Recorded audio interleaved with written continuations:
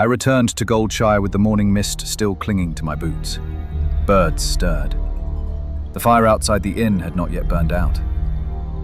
I found Marshal Dougan where he always is, back straight, gaze scanning the road like a hawk that never lands. He did not greet me, just lifted his hand and took the scroll from mine.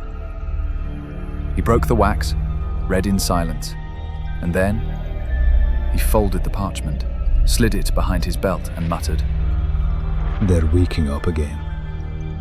No orders, no questions, only the weight of a man who's seen this before and survived it poorly.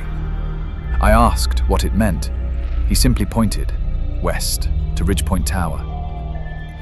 The light does not whisper, but whatever lies west of Elwyn just might.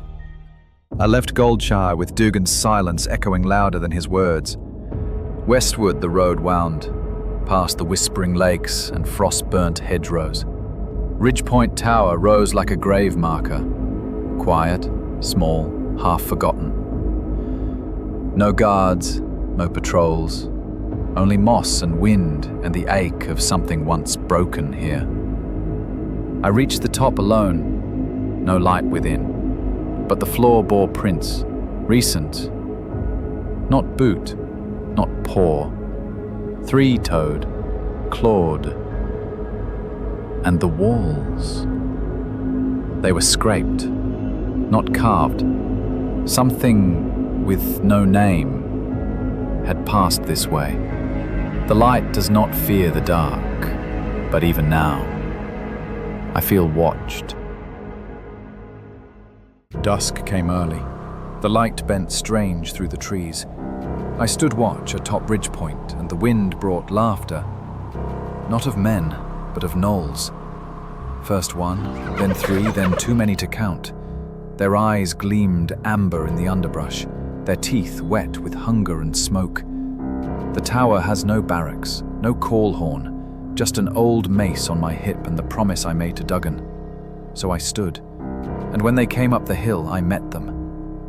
Strange thing, though, they weren't rushing. They were testing, laughing, watching, like something bigger was waiting behind them. Whatever commands these beasts hasn't shown its face, not yet, but I feel its weight behind the trees, and it knows I'm here. I held the tower alone, a mace in hand, the light at my back. The first wave fell hard, the second louder, and then silence. Not retreat. Waiting. And from the trees he came, broad-shouldered, hunched like a beast made of scars and iron. His howl cracked the sky. Hogger. They called him a chieftain, but he moved like a curse. We clashed beneath the ridge, steel to bone, raw to prayer, until... "Hold your blade, Dawnswell!" A voice from the road. General Hammond Clay, flanked by Stormwind riders. The Gnolls fled into the hills. And Hogger, shackled, dragged like a beast too dangerous to end. Clay never explained, only looked once at me and said, "Elwyn remembers its defenders." Ridgepoint faded behind me, quiet now, but the scars of the fight still stung.